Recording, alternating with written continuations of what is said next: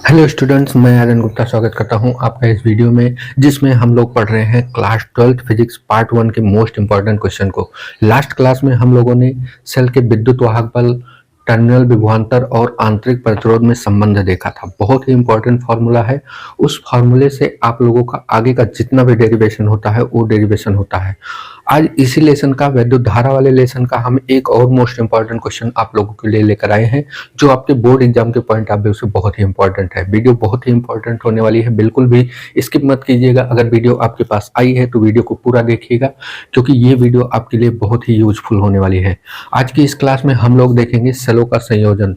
सेलों का संयोजन किस प्रकार से किया जाता है। तो आप लोगों ने देखा होगा, सेलों का संयोजन हम दो प्रकार से करते हैं, एक तो श्रेणी क्रम में करते हैं और एक समांतर क्रम में करते हैं। बहुत ही इंपॉर्टेंट टॉपिक है। तो वीडियो देखने के बाद अगर आप लोग इसका पीडीएफ चाहते हैं तो पीडीएफ आपको हमारे टेलीग्राम चैनल पर मिल जाएगा, जिसका लिंक मैं नीचे आपको वीडियो के डिस्क्रिप्शन बॉक्स में दे दूंगा। आप वहां से जाके वीडियो का पीडीएफ बिल्कुल फ्री डाउनलोड कर सकते हैं, उसका कोई भी चार्ज आप लोगों को नहीं देना होगा। ठीक है, तो चलिए शुरू करते हैं आज का टॉपिक। सबसे पहले सेलों का संयोजन। सेलों के संयोजन में सबसे पहले हम देखते हैं श्रेणी क्रम संयोजन। यहाँ हेडिंग डालेंगे श्रेणी क्रम संयोजन। श्रेणी क्रम संयोजन,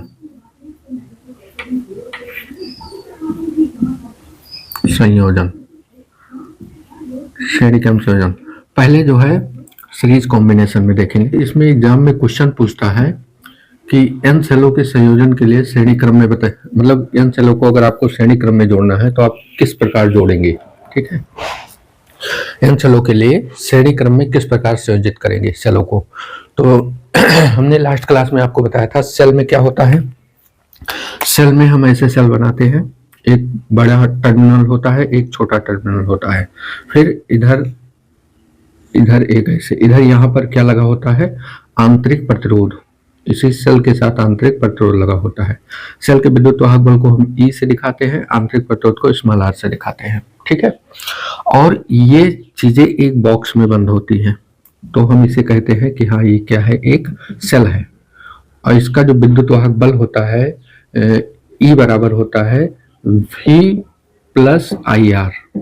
ठीक, इसका विद्युत वाहक बल जो होता है V प्लस आई आर होता है। लेकिन वहीं जब हम सेल के सिरों का विभवांतर निकालते हैं तो विभवांतर निकालने के लिए V बराबर होता है E माइनस आई आर।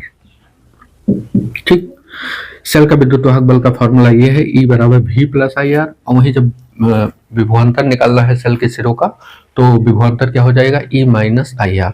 ठीक है ना। इसी फॉर्मूले का यूज करके आज हम आपको बताएंगे कि श्रेणी क्रम और समांतर क्रम में सेलों को किस प्रकार संयोजित किया जाता है। बहुत ही इंपॉर्टेंट क्वेश्चन है ये। ठीक, तो हम लोगों को पहले फार्मूला डिराइव करना है, इसलिए सबसे पहले हम क्या करते हैं, दो सेलों को लेकर इसका फार्मूला डिराइव करते हैं, फिर उसके बाद हम लोग एन सेलों के लिए फार्मूला डिराइव करेंगे। ठीक है, मतलब पहले दो सेलों के लिए अगर निकाल लेते हैं हम, तो उसी में फार्मूला बना के हम एन सेलों तक निकाल देते हैं। ठीक है, तब एक साथ हम एन सेलों का निकालेंगे तो बहुत बड़ा हो जाएगा फिगर भी, और डेरिवेशन भी बहुत बड़ा हो जाएगा। इसलिए मैं आपको सबसे आसान तरीका बता रहा हूँ। सबसे पहले क्या करते हैं, हम दो सेलों को लेकर उनको संयोजित करके फॉर्मूला बना लेते हैं, उसके बाद फिर एन सेलों के लिए भी फार्मूला बन जाएगा। ठीक है ना। तो यहाँ पर हम सबसे पहले माना लिख देते हैं। माना क्या होगा, मान लेते हैं माना दो सेलें हैं,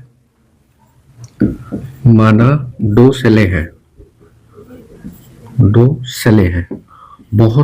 बहुत सारे बच्चे ऐसे होते हैं जो इस माना को अवॉइड करते हैं, मतलब लिखना नहीं चाहते हैं। वो सोचते हैं हमें आसानी से डेरिवेशन करने को मिल जाए, बस माना लिखना ना पड़े। तो इससे क्या होता है बच्चों, आप लोगों का नंबर एग्जाम में कट जाएगा। इसलिए कोई भी डेरिवेशन कीजिए तो उसका फिगर बनाने से पहले उसका जो माना होता है उसको आप लोग जरूर लिखा कीजिए। ठीक है, अब यहाँ पर हम इसका माना लिख देते हैं। माना दो सेलें हैं जिनके विद्युत वाहक बल, जिनके विद्युत वाहक बल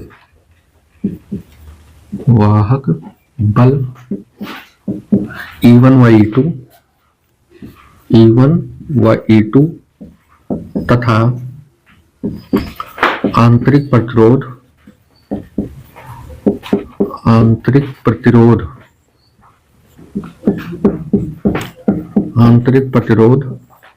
R1 व R2 है। ठीक, मान लेते हैं दो सेलें हैं जिनके विद्युत वाहक बल E1 और E2 और आंतरिक प्रतिरोध R1 और R2 है। मान लेते हैं, माना ये दोनों सेलें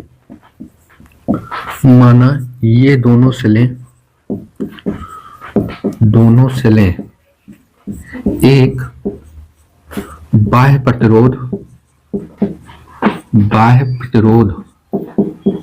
R, कैपिटल R, बाह्य प्रतिरोध कैपिटल R में धारा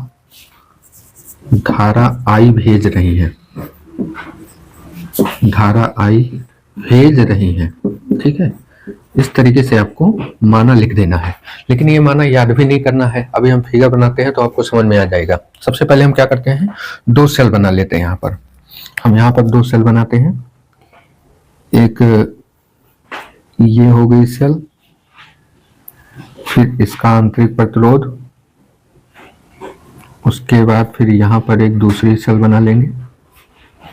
इसको थोड़ा स्पेस देके एक साथ ही जोड़ के बनाएंगे। देखिए यहाँ पर लाइन खींच देंगे ऐसे, फिर एक सेल यहाँ जोड़ देते हैं। इसका आंतरिक प्रतिरोध में यहाँ लगा देते हैं और इसको पूरा ऐसे जोड़ देते हैं। इधर भी इस लाइन को आगे बढ़ा लीजिए, ठीक है। अब देखिए, एक इसको ऐसे यहाँ जोड़कर यहाँ पर एक प्रतिरोध लगा दीजिए। आप एक प्रतिरोध लगा दिए और फिर इसको हम क्या करेंगे, बॉक्स को बंद कर देंगे, ठीक है। परिपथ को बंद कर देंगे। अब ये है आपका E1, ये है आपका E1 और ये है R1, ये है आपका E2 और ये है R2, ठीक है। इसको भी बॉक्स में बंद कर देंगे। यहाँ पर एक सेल ये हो गई, इसको भी बॉक्स में बंद कर देंगे। तो दूसरी सेल ये हो गई आपकी, दो सेलें हो गई, ठीक है। और ये पॉइंट है A, यहाँ पर एक पॉइंट ले लेते हैं B और ये वाला पॉइंट ले लेते हैं C, ठीक। A B C, 3 पॉइंट हो गए, ठीक है। और ये बाह्य प्रतिरोध है R, ठीक।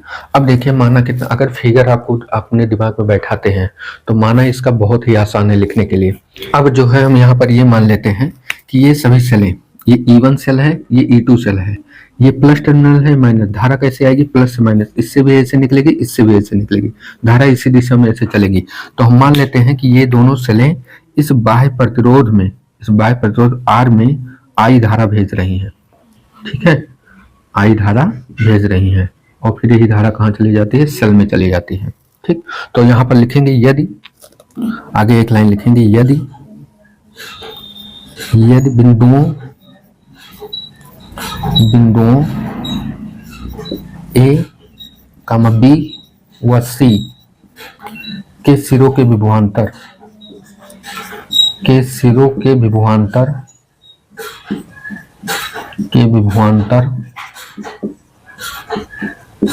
क्या हो, VA, VB व VC है। मान लेते हैं कि यदि बिंदु A व B के C के सिरों के विभवांतर जो है वो क्या है, VA, VB और VC है, ठीक है। तो अगर हम पहले सेल के सिरों का विभवांतर देखें तो पहले सेल का सिरा A है और B है, इसका विभवांतर देखें, और दूसरे सेल का विभवांतर, दोनों सेलों के सिरों का विभवांतर हम अलग अलग निकालते हैं। अब यहाँ से डेरिवेशन शुरू करेंगे। एक लाइन खींच लेते हैं ऐसे, इसके बाद डेरिवेशन यहाँ से करते हैं। मान लेते हैं अतः पहले सेल के सिरों का विभवांतर, पहले सेल के सिरों का विभवांतर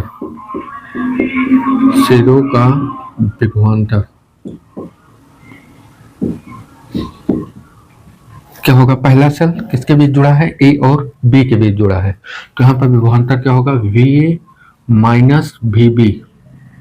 फॉर्मूला क्या देखा था हमने, E माइनस IR। तो यहाँ पर VA माइनस VB बराबर में क्या हो जाएगा, AB के बीच कौन सी सेल जुड़ी है, E1 हो जाएगा, माइनस धारा I और प्रतिरोध क्या है, R1 है, E माइनस IR1। इसको मान लेंगे समीकरण नंबर 1, ठीक है। समझ में आया? हम ए और बी के बीच निकाल रहे हैं, तो ए और बी के बीच E1 सेल है और प्रतिरोध क्या है, R1 है, तो E माइनस E1 माइनस आई R1 हो जाएगा।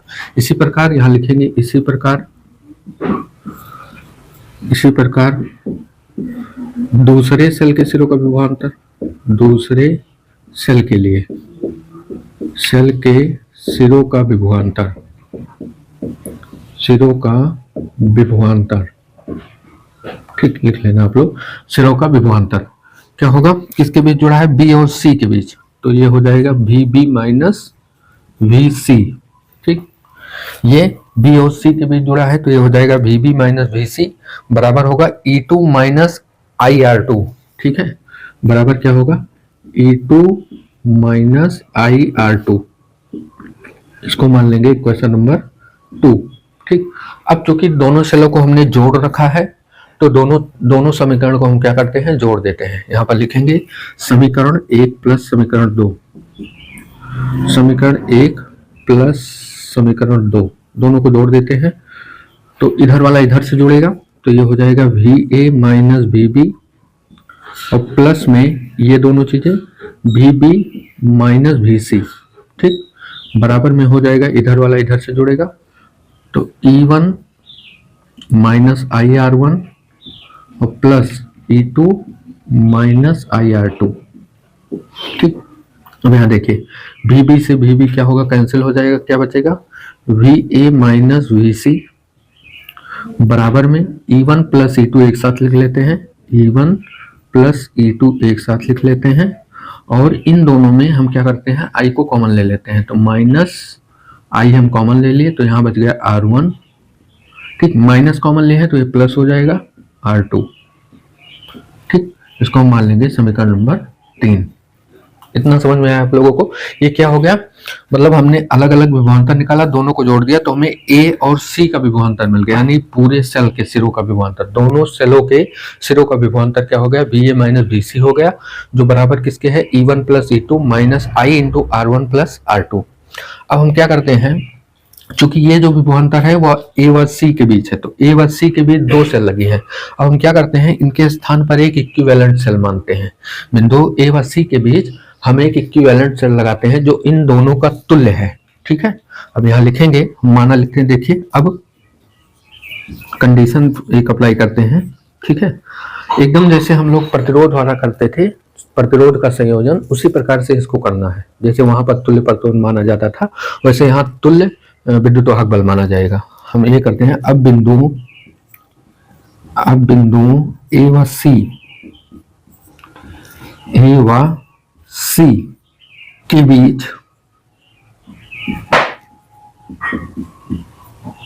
एक ऐसे सेल लगाते हैं, एक ऐसा सेल लगाते हैं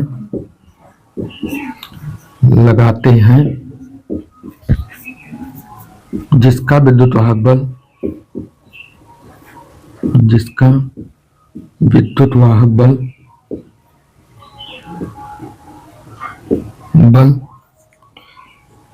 E इक्विवेलेंट व आंतरिक प्रतिरोध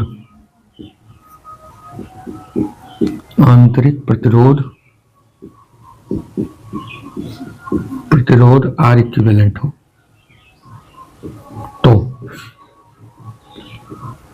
अब हम क्या करते हैं, इन दोनों के स्थान पे एक ऐसा मतलब सेल लगा देते हैं जो इन दोनों का जोड़ हो, यानी दोनों के जोड़ का E1 और E2 जब जोड़ी जाए तो इसका विद्युत वाहक बल क्या होगा, E इक्विवेलेंट होगा, और जब प्रतिरोध जोड़े जाए तो R इक्विवेलेंट होगा। ठीक है ना, तो हम यहाँ पर फिगर बनाते हैं। देखिए एक ऐसे बना लेते हैं, हम मान लेते हैं एक सेल ये है और एक ये प्रतिरोध है। ठीक, अब इसका जो विद्युत वाहक बल है हम मान लेते हैं क्या है, E इक्विवेलेंट है और ये है R इक्विवेलेंट। ठीक, और ये बिंदु A है और ये बिंदु C है, और ये दोनों मतलब ये सेलें एक बाह्य प्रतिरोध R में धारा भेज रही हैं। ठीक, एक बाह्य प्रतिरोध R में धारा भेज रही है। इसको हम बॉक्स में बंद कर देते हैं।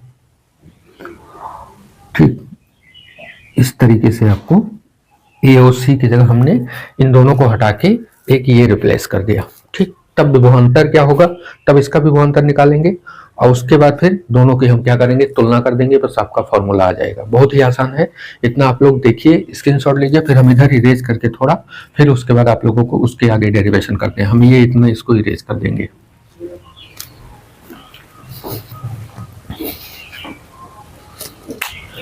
केवल हमने यहाँ पर माना इरेज किया है, बाकी और सारा फिगर वैसे बना है। अब इसका थोड़ा सा डेरिवेशन बचा है, क्या लिखेंगे। अब ये तो हमने मान लिया कि अब बिंदु ए व सी के बीच एक ऐसा सेल लगाते हैं जिसका विद्युत वाहक बल क्या है, E इक्विवेलेंट है, तथा आंतरिक प्रतिरोध क्या है, R इक्विवेलेंट है। ठीक है, तो अब ए व सी के सिरों का विभवांतर क्या होगा, यहाँ पर लिखेंगे। अब ए व सी सिरों के विभवांतर, सिरों के विभवांतर, इसके विभवांतर क्या होंगे, देखिए वी ए माइनस वी सी बराबर में फॉर्मूला यही लगाएंगे, E माइनस आई आर। तो E इक्विवेलेंट माइनस धारा I है और आंतरिक प्रतिरोध क्या है, R इक्विवेलेंट। ठीक, इसको मान लेते हैं समीकरण नंबर 4। ठीक, अब समीकरण 3 और समीकरण 4 दोनों की तुलना कर देते हैं। ठीक है, क्योंकि यहाँ भी वी ए माइनस वी सी है, यहाँ भी वी ए माइनस वी सी है, तुलना कर देंगे। समीकरण 3 व 4 की तुलना करने पर, समीकरण 3 व 4 की तुलना करने पर, या ऐसे लिख लीजिए समीकरण 3 व 4 से अगर तुलना करेंगे तो देखिए यहाँ पर E इक्विवेलेंट की जगह पे क्या मिलेगा, E1 प्लस E2, ये तो वी ए माइनस वी सी ऐसे ही है। ठीक है, E इक्विवेलेंट की जगह पे क्या आ रहा है, ये पूरा ब्रैकेट, और I तो है इसमें भी है, फिर R इक्विवेलेंट की जगह क्या आ रहा है, R1 प्लस R2।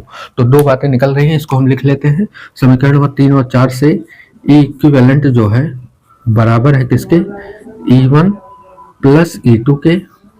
ठीक, उसके बाद R इक्विवेलेंट जो है वो बराबर है R1 प्लस R2 के। ठीक, तो ये हो गया श्रेणी क्रम में दो सेलों का संयोजन। अब इसी के आगे हम क्या करते हैं, कंडीशन बनाते हैं। यदि n सेलें श्रेणी क्रम में हूं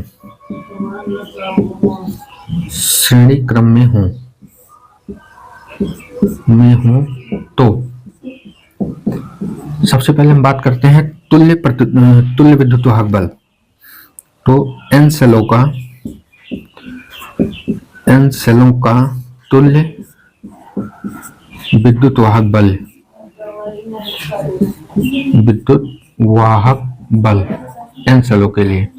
ठीक है, क्या होगा, इसको तो हम दिखाएंगे E इक्विवेलेंट से ही, लेकिन n सेलें जुड़ी हैं तो भी दो सेलों के लिए E1 प्लस E2 है, तीन सेलों के लिए E1 plus E2 plus E3 हो जाएगा। तो ऐसे n सेलों के लिए हम क्या बनाएंगे, E1 plus E2 plus E3 और plus dot dot dot dot plus n सेलों तक हम जोड़ सकते हैं, En। ठीक है, n सेलों का विद्युत वाहक बल क्या होगा, E1 plus E2 plus E3 plus dot dot dot plus n सेलों तक, n सेलों का विद्युत वाहक बल। बस यही इतना आपको और लिख देना है बस। ठीक है, तथा चूंकि सेल के साथ आंतरिक प्रतिरोध भी होता है तो R इक्विवेलेंट क्या होगा, ये हो जाएगा R1 plus R2 plus R3 plus dot dot dot dot plus Rn तक। ठीक है, ये हो जाएगा n सेलों के लिए। ठीक है, अब वैसे भी आप लोग देखिए कि अगर प्रतिरोधों को श्रेणी क्रम में जोड़ा जाता है तो तुल्य प्रतिरोध का फॉर्मूला क्या होता है, R1 plus R2 plus R3, ऐसे ही तो जोड़ते हैं। तो ये हो गया n सेलों के लिए श्रेणी क्रम में जुड़े सेलों का तुल्य विद्युत वाहक बल और तुल्य आंतरिक प्रतिरोध। ठीक है, अब इसी में कंडीशन देखिए, ये तो इसी में होगा, अगर n सेलों के लिए आता है तो आपको इतना कर देना है। अब यहाँ पर हम कंडीशन बनाते हैं, बहुत मोस्ट इंपॉर्टेंट कंडीशन है, क्योंकि इस पर जो है न्यूमेरिकल भी अच्छे आते हैं। ठीक है, तो आप लोगों को कंडीशन भी ध्यान से पढ़ना है। बाकी अगर डेरिवेशन आता है तो डेरिवेशन आप लोगों को यहीं तक कर देना है। यन सेलों के संयोजन के लिए अगर डेरिवेशन पूछता है तब आपको यही तक करना है, ठीक है।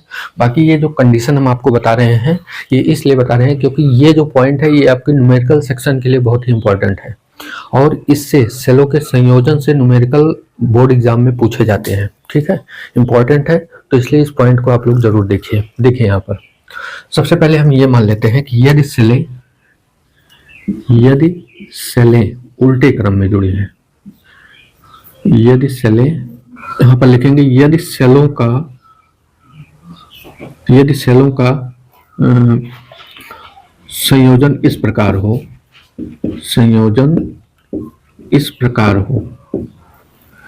किस प्रकार से हो मतलब एक सेल यहाँ पे ऐसे जुड़ी है, ठीक है, और ये है उसका आंतरिक प्रतिरोध, फिर एक सेल का ऐसे यहाँ पे जुड़ गई है और इसका जो है आंतरिक प्रतिरोध हम यहीं पर बना लेते हैं। ये दोनों सेलें हैं, ये है E1, ये है R1, ये है E2 और ये है R2, ठीक है।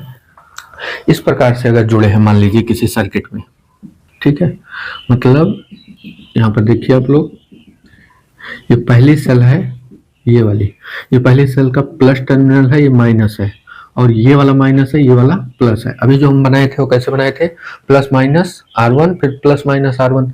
अगर हम सेलों का टर्मिनल चेंज कर दें किसी एक सेल का, तो जिस सेल का टर्मिनल चेंज होगा, जिस सेल का टर्मिनल प्लस माइनस हम चेंज करेंगे उस सेल का विद्युत वाहक बल हम माइनस में ले लेंगे। बस यही इतना आप लोगों को करना है, ठीक है।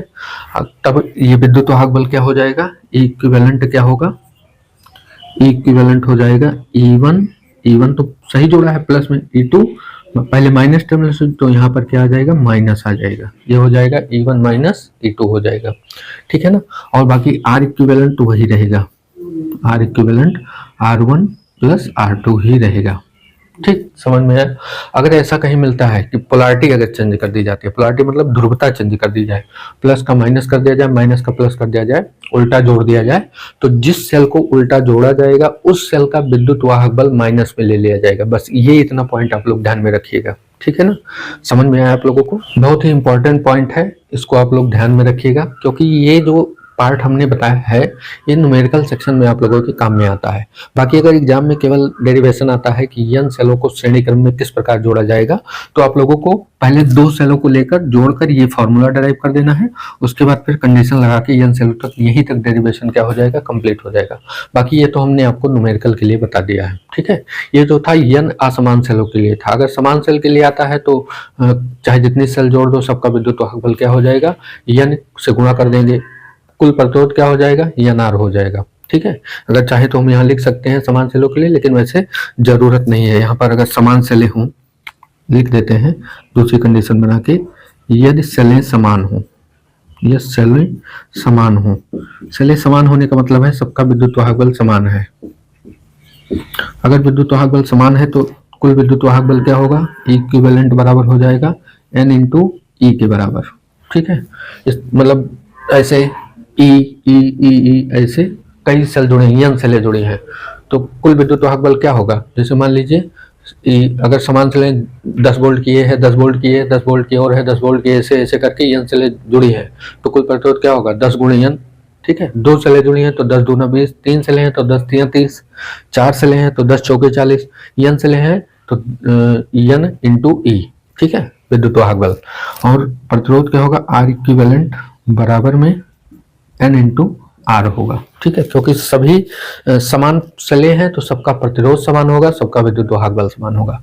लेकिन जब असमान होंगे तो ये वाली कंडीशन होगी, ठीक है ना। बस ये डेरिवेशन यहाँ पे इसका कंप्लीट हो गया श्रेणी क्रम का, ठीक है ना। आप लोग इतना स्क्रीनशॉट ले लीजिए, फिर उसके बाद हम लोग समांतर क्रम में देखते हैं।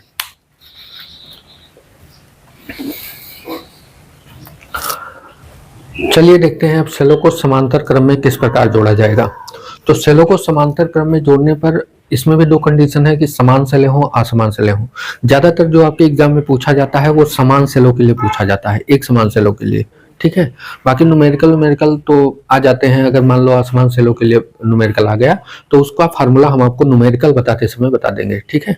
बाकी इसको एक समान सेलों मतलब सभी सेलें, यहाँ पर कंडीशन ही ले लेते हैं जब सभी सेलें एक समान हो, कंडीशन ही ले लेते हैं जब सभी सेलें एक समान हो, सभी सेलें एक समान हो, एक समान हो, ठीक। ये कंडीशन हम ले लेते हैं जब सभी सेलें क्या हो, एक समान हो। तब यन सेलों को अगर हम समांतर क्रम में जोड़ें तो किस प्रकार जोड़ेंगे और उनका तुल्य विद्युत वाहक बल क्या होगा, तुल्य आंतरिक प्रतिरोध क्या होगा, ये एग्जाम में पूछा जाता है, ठीक है। बाकी असमान सेलों के लिए केवल फॉर्मूला इंपॉर्टेंट है, तो वो फॉर्मूला जब हम आपको न्यूमेरिकल सेक्शन बताने लगे तो उस समय आप लोगों को बता देंगे, ठीक है ना। बाकी इसका डेरिवेशन हम करते हैं, देखिए आप लोग। अब समांतर क्रम में हम कैसे जोड़ते हैं, समांतर क्रम में देखिए सभी सेलों को ऐसे क्रम से लगा देते हैं, मतलब सभी सेलें एक बिंदु ए, दो बिंदु ए व बी के बीच जुड़ी होती हैं, ठीक है। सभी सेलें, ये मान लेते हैं एक सेल है, एक दूसरी सेल यहां बना लीजिए, ठीक है। और फिर ऐसे ऐसे करके हम यन सेलों को जोड़ देते हैं, ऐसे डॉट डॉट लगा दीजिए, ठीक है। मान लेते हैं यन सेलें ऐसे जुड़ी हैं, यहां पर लिख देते हैं हम यन सेलें, ठीक। यन सेलें ऐसे जुड़ी हैं, यन सेलें, इसका विद्युत वाहक बल भी ई आर, इसका भी ई और इसका आर, इसका भी ई और इसका आर। सभी कैसे हैं, समांतर क्रम में जुड़े हैं। समांतर क्रम में जोड़ने का मतलब हुआ सभी सेलें किसी एक, दोनों सेलें मतलब सभी जितनी भी सेलें हैं इनका दोनों टर्मिनल जो है वो बिंदु ए व बी से जुड़ा है। यहाँ पर एक बिंदु है ए, एक बिंदु है यहाँ पर ए और एक बिंदु है यहाँ पर बी। इस पॉइंट को नाम ले लेते हैं ए और इस पॉइंट को नाम दे देते हैं बी। ये बिंदु ए व बी के बीच जुड़े हैं और यहाँ पर एक बाह्य प्रतिरोध कैपिटल आर लगा है, ये इसमें क्या है, धारा भेज रहे हैं। थोड़ा स्पेस दे दीजिएगा आप लोग, चाहे तो इसको थोड़ा और नीचे करके बना लेते हैं हम ताकि फिगर स्पष्ट दिखे, यहाँ पर ये, ठीक है। और ये सभी सेलें धारा, यहाँ पर ये धारा भेजेगी इधर इधर, ऐसे यन सेलें इधर की ओर धारा भेजेंगी, सब धारा आकर यहाँ पर ऐसे इसी बाह्य प्रतिरोध कैपिटल आर में चली जाएगी, ठीक है ना। तो इस तरीके से आपको यहाँ पर माना लिख देना है। माना में क्या लिखेंगे कि माना यन एक समान सेलें हैं जिनके विद्युत वाहक बल ई व आंतरिक प्रतिरोध स्मॉल आर है, ये सभी सेलें प्रतिरोध आर में धारा भेज रही हैं, ठीक। सभी सेलें कहाँ धारा भेज रही हैं, प्रतिरोध आर में धारा भेज रही हैं। यहाँ पर ये लिखेंगे चूंकि सभी सेलें बिंदु ए व बी के बीच समांतर क्रम में जुड़ी हैं, तो समांतर क्रम में अगर एक सेल का विद्युत वाहक बल ई है तो सभी सेलों का विद्युत वाहक बल क्या होगा, ई ही होगा, चाहे जितनी सेल आप जोड़ दीजिए, ठीक है। सभी सेलों का विद्युत वाहक बल कितना होगा, ई ही होगा। तो यहाँ पर लिखेंगे चूंकि यहां से डेरिवेशन करते हैं, चूंकि सभी सेलें समांतर क्रम में है, समांतर क्रम में है, अतः सबका विद्युत वाहक बल समान होगा, सबका विद्युत वाहक बल क्या होगा, समान होगा, समान होगा। अतः सभी सेलों का देखें अगर हम, अतः ई इक्विवेलेंट जो होगा इन सेलों का वो क्या होगा, ई ही होगा, ठीक। जैसे श्रेणी क्रम में हमने जोड़ा था यन सेलों को तो यन इंटू ई हो गया था, लेकिन यहाँ पर क्या होगा, सभी सेलों का ई ही रहेगा, ठीक है, समांतर क्रम में। तथा तुल्य प्रतिरोध क्या होगा, तथा तुल्य प्रतिरोध, अब समांतर क्रम में सभी प्रतिरोध जुड़े हैं तो क्या होगा, समांतर क्रम में हम प्रतिरोधों को कैसे जोड़ते हैं, तुल्य प्रतिरोध के लिए 1/r इक्विवेलेंट समांतर क्रम में बराबर में 1/r plus 1/r plus 1/r dot dot dot कहां तक, n तक, ठीक है। क्योंकि समांतर क्रम में जोड़ रहे हैं और सभी सेलें क्या है, एक समान है, तो एक समान है तो सबका विद्युत वाहक बल समान होगा, सबका प्रतिरोध समान होगा, ठीक है। R1 R2 नाम नहीं देंगे, केवल RR लिख देते हैं बस, ठीक है। तो ये क्या हो जाएगा, वो R इक्विवेलेंट बराबर में हो जाएगा N/R, ठीक है। यहां से हम R इक्विवेलेंट निकालेंगे अगर इसको पलट देंगे तो ये भी क्या हो जाएगा, पलट जाएगा। तो आर इक्विवेलेंट बराबर हो जाएगा आर बाई एन। ये हो जाएगा तुल्य प्रतिरोध का फॉर्मूला। ठीक है, अगर एन समान सेलों को समांतर क्रम में जोड़ा गया है तो इस प्रकार जोड़ेंगे और उसका तुल्य विद्युत वाहक बल का फॉर्मूला ये होगा। तुल्य विद्युत वाहक बल क्या होगा, एक सेल के विद्युत वाहक बल के बराबर होगा। और तुल्य आंतरिक प्रतिरोध क्या होगा, सभी सेलों के आंतरिक प्रतिरोधों का एक सेल का जो आंतरिक प्रतिरोध है उसको हम एन से डिवाइड कर देंगे। ठीक है ना, बस क्या आ जाएगा, तुल्य आंतरिक प्रतिरोध आ जाएगा। समझ में आया आप लोगों को? डेरिवेशन आसान है। ज्यादातर आपके एग्जाम में अब की बार संभावना है श्रेणी क्रम आने की, बहुत ही इंपॉर्टेंट है। श्रेणी क्रम जो भी हमने आपको बताया बहुत ही इंपॉर्टेंट है। समांतर क्रम भी इंपॉर्टेंट है, देख लीजिएगा, इस पर न्यूमेरिकल भी आते हैं। ठीक है, अगर डेरिवेशन नहीं आया तो न्यूमेरिकल जरूर आएगा। ठीक है, इतना स्क्रीनशॉट लीजिए, फिर इसके बाद हम लोग आगे देखते हैं। स्क्रीनशॉट आप लोगों ने ले लिया होगा। वीडियो वैसे भी बहुत बड़ी हो गई है, तो आज की क्लास के लिए हम केवल यही आपके लिए समांतर क्रम और श्रेणी क्रम रखते हैं। वीडियो बहुत ही इंपॉर्टेंट है, जरूर देखिएगा। और वीडियो का पीडीएफ अगर आप लोग कोई स्क्रीनशॉट नहीं ले पाए हैं या कंफ्यूजन होता है तो पीडीएफ आपको हमारे टेलीग्राम चैनल पर मिल जाएगा, वहां से जाके उसको डाउनलोड कर लीजिएगा। ठीक है, बाकी इस लेसन के जो मोस्ट इंपॉर्टेंट क्वेश्चन और बचे हैं उसको हम एक या 2 दिन में खत्म कर देंगे इसको। उसके बाद फिर चुंबक वाला लेसन हम लोग पूरा समाप्त कर देंगे 2 वीडियो में। फिर प्रत्यावर्ती धारा वाला लेसन, मतलब केवल 8-10 लेक्चर और होंगे, फिर हमारा ये पूरा फिजिक्स फर्स्ट क्या होगा, खत्म हो जाएगा। ठीक है ना, आप लोगों की तैयारी भी कंप्लीट हो जाएगी। मतलब फिजिक्स का पेपर आने से पहले आप लोगों का क्या होगा, सिलेबस कंप्लीट हो जाएगा। ठीक है, बस आप लोगों को एकदम अच्छे से तैयार कर लेना है। बस इसे एक बार देखेंगे, एक बार लिख लेंगे, बस तैयार हो जाएगा। ठीक है, कहीं और ज़्यादा मतलब ढूंढने की ज़रूरत नहीं, क्योंकि आप लोग एक बार पढ़ चुके हैं, ये केवल तैयारी हो रही है। तो एक बार इसको रिवाइज कर लेंगे तो पूरा समझ में आप लोगों को आ जाएगा। ठीक है ना, तो आज के लिए इतना ही रखते हैं, बाकी हम लोग मिलेंगे कल की क्लास में। तब तक आप लोग पढ़ाई करते रहें, मस्त रहें। जय हिंद, वंदे मातरम।